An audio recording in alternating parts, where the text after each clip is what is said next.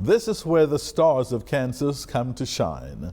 On this edition of One on One, we welcome a prominent Wichitan who shares his secret sauce for leadership, breaking down barriers, and of course, great barbecue.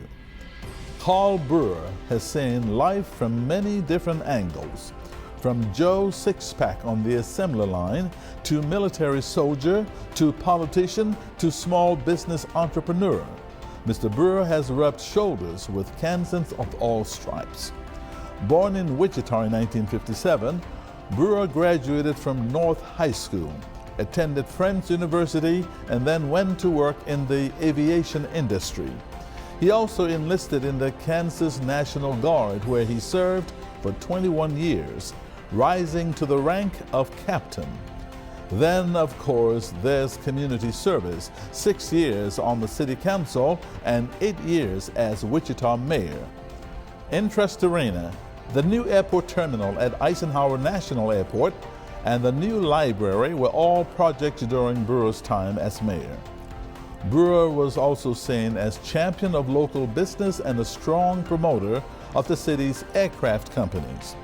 After 2 terms, he could not run again, so he set his sights on something even bigger, the governor's office. Then, in the midst of the campaign, tragedy struck with the shocking murder of his small grandson. The twists and turns of life now leave Carl Brewer both reflecting back and looking forward. What has he learned and how has it changed him? What will he do next? And what about that award-winning barbecue sauce he makes? There's a lot to talk about as we go one-on-one with Carl Brewer.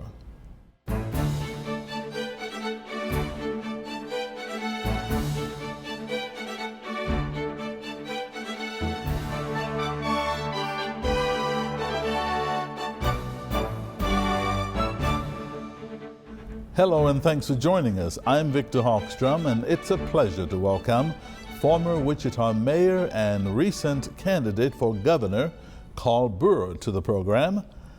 Welcome. Thank you. It's an honor to be here. Now, it's been about a little over a year since you ran to be governor of Kansas. That's correct. What has happened to you since then? What are you up to? Well, I'm supposed to be retired, and I spent some time at home with my wife doing what she told me to do since I was on the campaign trail for so long. And so I've been doing that. I did work on Governor Kelly's transition team when she came into office, and then I'm currently working on her tax reform committee. And so in working on trying to calculate and figure out a budget for the end of this year and one for 2020. Retired, but still working. Somewhat, yes. And seems like I get phone calls from everyone that's planning on running for office or that's running for office, doing that. And then I'm also the treasurer for Barry Grisham's U.S. Senate race. Now, you served as mayor of Wichita for 8 years. That's correct. The first African-American citywide elected mayor of the city. That's correct. After 8 years, you did something very interesting, and that is you went back to college. Yes. Tell us about that and why. Well, certainly as mayor, you learn a lot of different things that are going on, and you notice and recognize that every city and every state's different. And so I was just interested in more about, what was going on. So as I was speaking at one of the universities, HBCUs, that it came to Wichita to speak, and I'd never thought about it before, and they were telling me what they actually had, and I thought, I'm going to go back to college, and I'm going to learn more about criminal justice, and I was really interested in that, and certainly in today's climate, you can certainly see why somebody would be interested in that, and so I went back and got a degree in criminal justice. You are originally a Wichitan, born and raised. Born and raised. Began work at the age of 16, at a very early age. I did.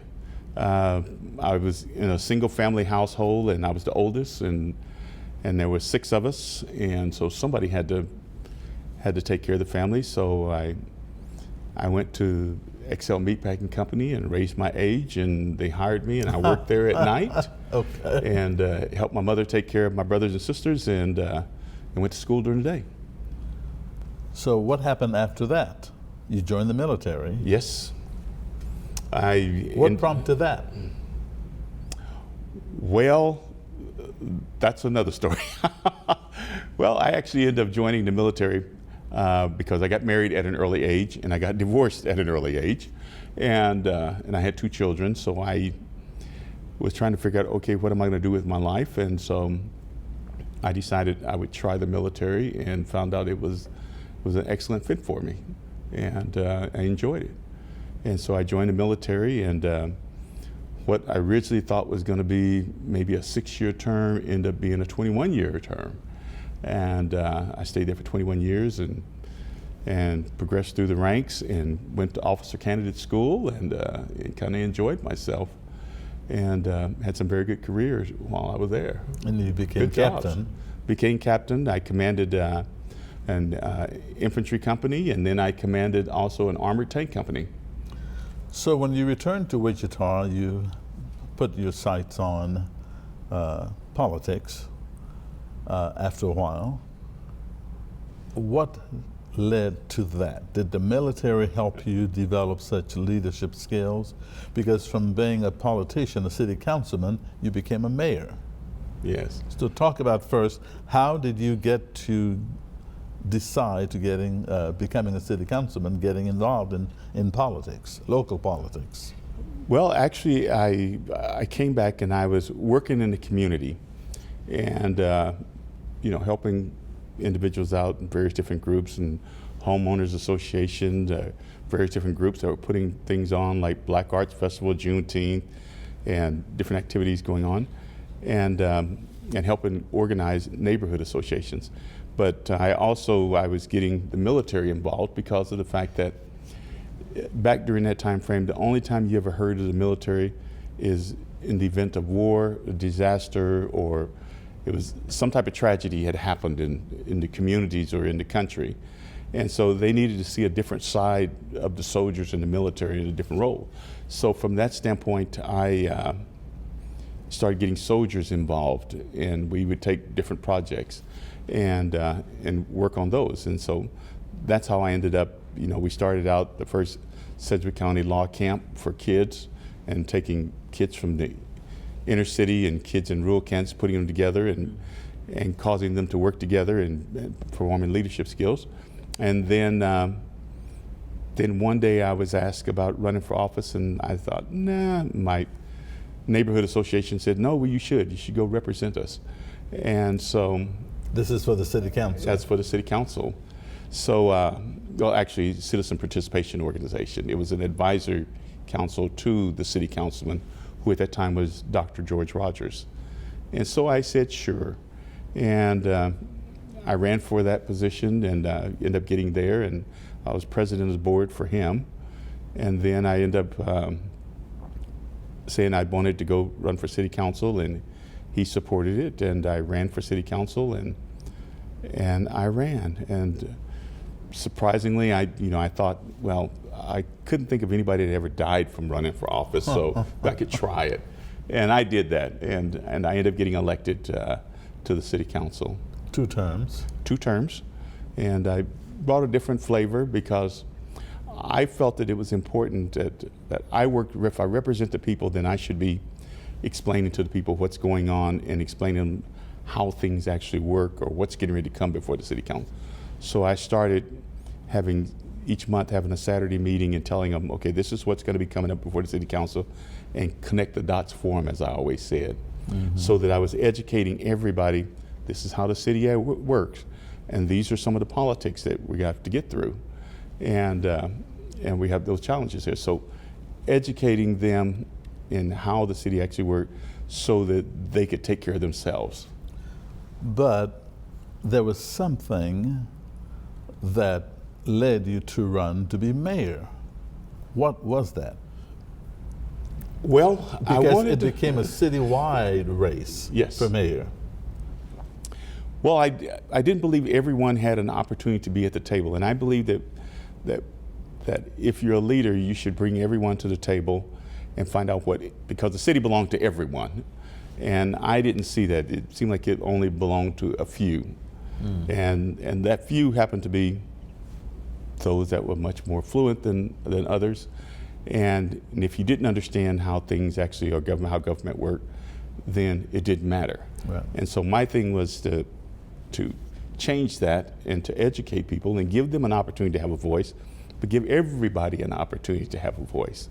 And I also knew that we were having a recession that was coming, and we needed to prepare ourselves for that recession. And it ended up being the worst recession in the history of this country. So I decided to run for mayor and took a leave of absence from work, and they were very supportive at the Boeing Company, and I was able to do that. So you coming from humble beginnings and being mayor of a city that you had no clue that would have ever happened to you, how does that make you feel? I'm extremely proud because of the fact that one, it teaches individuals, no matter where you come from, if you continue to focus and you continue and you work hard and you represent people and you don't get it in your mind that you're above the people that you represent, that you too can become mayor, you can become governor, you can become president of the United States. You know, people will believe in people. Right. And so from that standpoint, I think it taught a lot of other individuals that they could do that. And, you know, whether they individuals like me that come from zip code 67214, which was the poorest zip code in the city of Wichita, that they could actually go there. And in fact, I see people all the time that, well, we went to school, well, we lived down the street, and how proud they are of you. Now, bearing in mind, I always knew that whatever I did was going to be a reflection on them. And that was one of the things that my grandmother told me before I decided to run for mayor, is that don't you forget about the poor people here in this community and where you come from.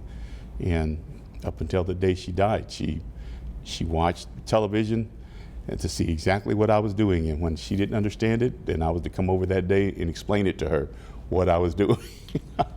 You mentioned governor, you could become governor, and you decided after being mayor of Wichita Yes.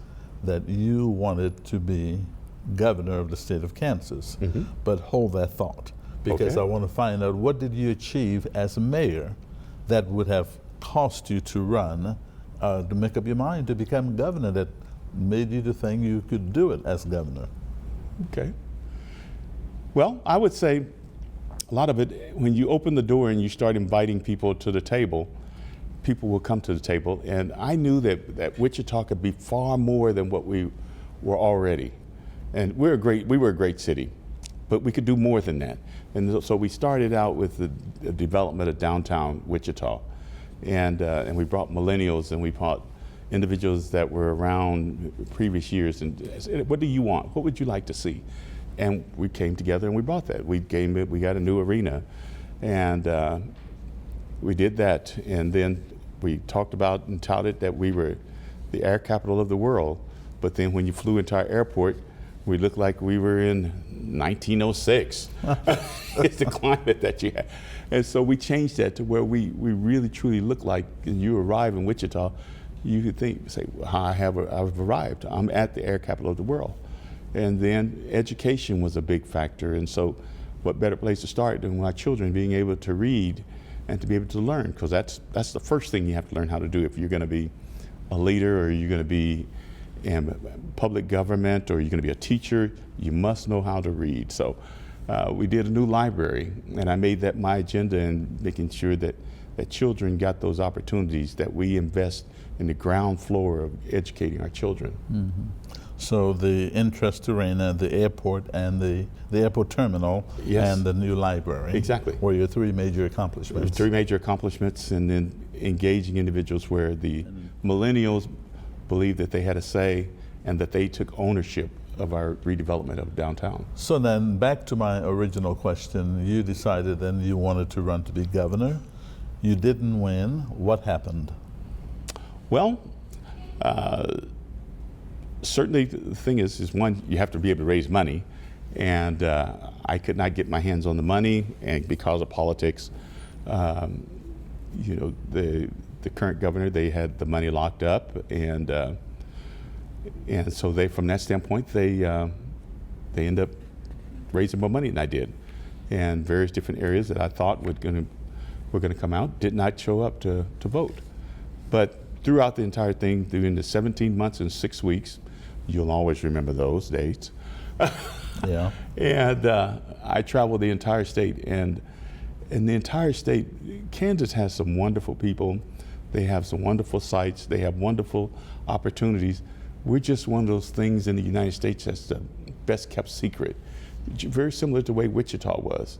And we needed to get out of that and let the rest of the world know who we were. And so I traveled, met some wonderful people, and traveled the entire state. And it's something that I'll never forget, and I certainly enjoyed doing it. So during the time you were running to be governor of the state, Mm-hmm. there was a tragedy in your family. Yes. Your grandson was murdered. Yes. Tell us, where were you when you got the news? What were you doing? And what was your immediate reaction? Well, that's one of those things I normally don't talk about, but at the time that I received the phone call, I was in Kansas City competing in the World Barbecue Cook-Off. And the chief of police called me and told my wife and I what had happened.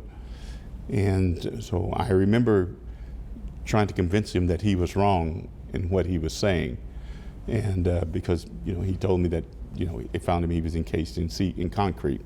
And I was trying to convince him that he was wrong, and he was telling me, no, I'm not wrong, and you need to come home, and I'll have an officer meet with you and your wife and talk to you. So my wife and I, we were in the middle of turning in different things, and we just stopped and thought about it for about 10 or 15 minutes and cleaned up everything and loaded up and came home. And that drive was a drive that seemed like it took days just to get back to Wichita. And we came home and the police came and talked to us about what had happened. How much of a bearing did that have on your campaign? You know, I tried not to make it the issue of the campaign, but it seems, you know, when something like that happens, you think that you're the only person that it's ever happened to.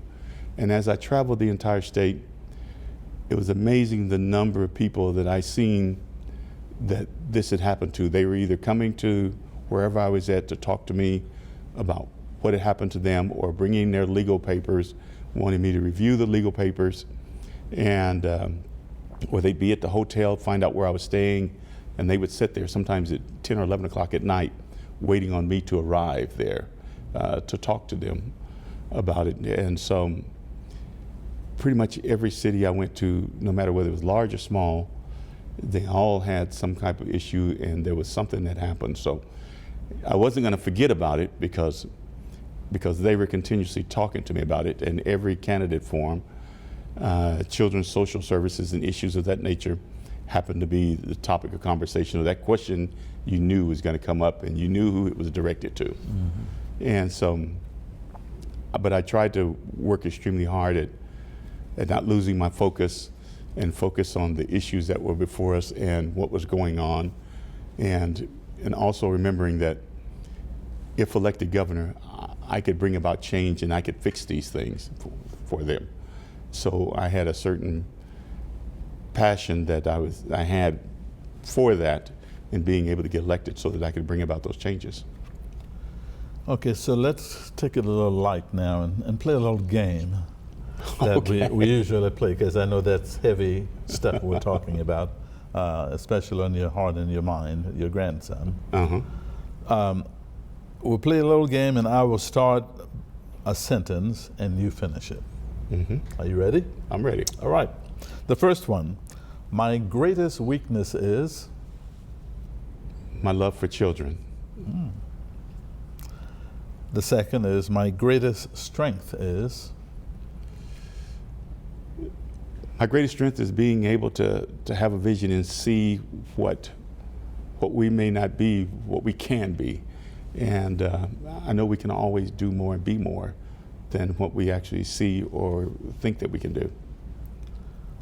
The next one is the most difficult aspect of leadership is? The most difficult aspect of leadership is listening to each and every one. One thing I've changed my mind about as I've gotten older is? I don't have all the answers, and my grandchildren know more than I do. Sometimes I dream about? That's not sometimes, that's all the time. I dream about cooking. Oh. And we'll talk about that in a minute. Oh, okay. But cooking is always on your mind. Cooking is always on my mind. You know, when I'm dreaming, that's one of those things that I wake up in the middle of the night and I have a recipe in my mind while I'm thinking about, and I'll get up in the middle of the night and I'll put this recipe together. And so had you become governor, would you still be cooking and dreaming about cooking? I'll be dreaming about the budget and cooking. That's true. For my last meal, I would request? My last meal, I'd request fried chicken, mashed potatoes, and broccoli. Wow.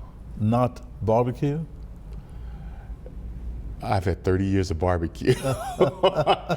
Barbecue is great. I enjoy doing it, and I enjoy the different flavors and things of that nature, but I like fried chicken, I like fried fish. So how did you get into the business of barbecue sauce? Well, that was through competing and going around and competing different places and using sauces, and I learned that in southern states, they like a different flavor than they do in the Midwest. And so I just started working on different ingredients and learning, you know, because you work with spices and putting things together and what works here. And so I started putting sauces together, and I compete in southern states. And when I start winning there, then I compete in northern states, and I start winning there, and I combine them together so that they win. So the sauces have nationally been ranked first place. I'm assuming the prize money is involved. Oh, yes. Big bucks. Oh, yes. Okay. Because you spend big bucks to do that. Okay.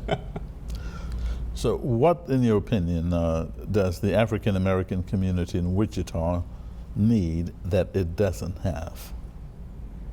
A stronger voice and a place at the table. And you know, we've seen so many changes and they don't have the voice. You know, certainly they have a city council member and they have state representatives, but it doesn't appear that individuals are paying attention to them.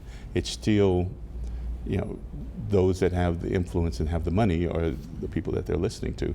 So they need that, and because if they're at the table, then they can help improve their own communities as opposed to complaining to you about what their communities are needing. So you were mayor, and did you do anything to establish that voice, that Yes. strong voice? I held meetings, I went to the communities, I talked with them, I gave them open door access to be able to talk to me. And then secondly, you know, it's not just the African American community, but the Latino community. And one of the things I did when I was mayor is I asked them to come, the Latino community, to come to City Hall, and nobody would come, so that I could talk with you. So what I did is, we worked for them. So we took City Hall to them. And I took all of the staff, I took translators, I took everyone, find out what it was that they actually needed. And so as mayor in the African American community, we did the exact same thing. It wasn't uncommon that we would go to the communities as opposed to making them come downtown. After your mayoral leadership for 8 years, you got quiet.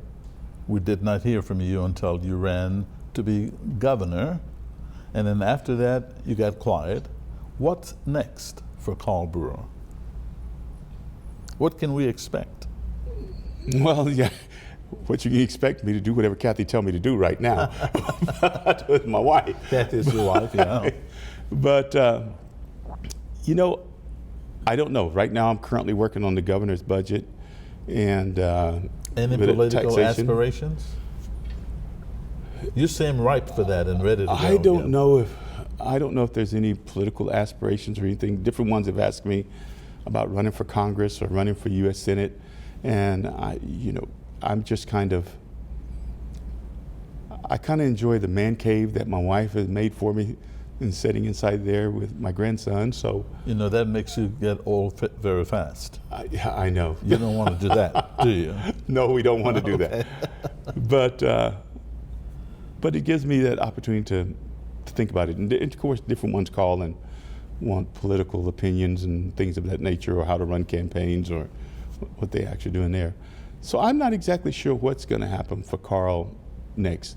I would assume that if things really got too far out there in left field and we were forgetting about people, we were forgetting about communities, and there was a lot of injustice there, that if they call me, then yeah, I'd step up.